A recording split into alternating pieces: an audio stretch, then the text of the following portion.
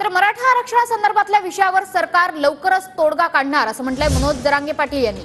देवेंद्र फडणवीसांचे विश्वासू आमदार राजेंद्र राऊतांसोबतच्या चर्चेनंतर मनोज जरांगेंनी हे वक्तव्य केलंय। बार्शीचे आमदार राजेंद्र राऊत यांनी रात्री उशिरा मनोज जरांगेंची भेट घेतली। यावेळी त्यांनी जरांगेंना उपचार घेण्याची सुद्धा विनंती केली आणि त्यांच्या विनंतीनंतर जरांगेंनी उपचार करून घेतले। दरम्यान सरकार जर पलटलं तर सलाईन काढून टाकणार असा इशारा मनोज जरांगेंनी आज दिलाय। तर सुप्रीम कोर्टाने ठरवून दिलेल्या निकषात बसणारं नोटिफिकेशन काढलं आहे अशी प्रतिक्रिया देवेंद्र फडणवीस यांनी दिलेली आहे। मनोज जरांगेंनी उपोषण स्थगित करावं असं देवेंद्र फडणवीसांनी आवाहन केलंय।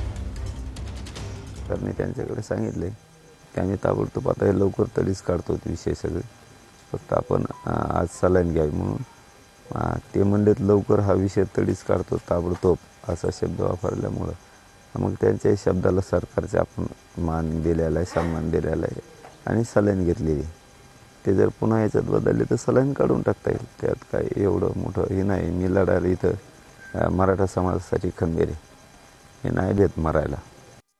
सर्वोच्च न्यायालयाने रक्तनात्याच्या संदर्भातले जे काही निकष ठरवून दिलेले आहेत त्या निकषात बसणारच अशा प्रकारचं हे नोटिफिकेशन आहे। त्यामुळे हे नोटिफिकेशन जर निघालं तर त्याचा कुठेही ओबीसी समाजावर अन्याय होणार नाही अशा प्रकारची चर्चा ही आता ओबीसी समाजाशी देखील आम्ही करणार आहोत आणि त्यातनं मार्ग काढण्याचा आमचा प्रयत्न आहे।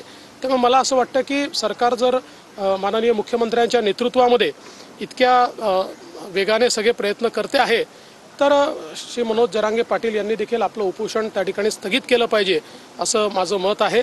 त्यांचा जो मुख्य मुद्दा आहे सगळ्या सोयऱ्यांचा, त्या संदर्भात देखील आपल्याला माहिती आहे की शासनाने पहिलं नोटिफिकेशन हे जारी केलेलं आहे।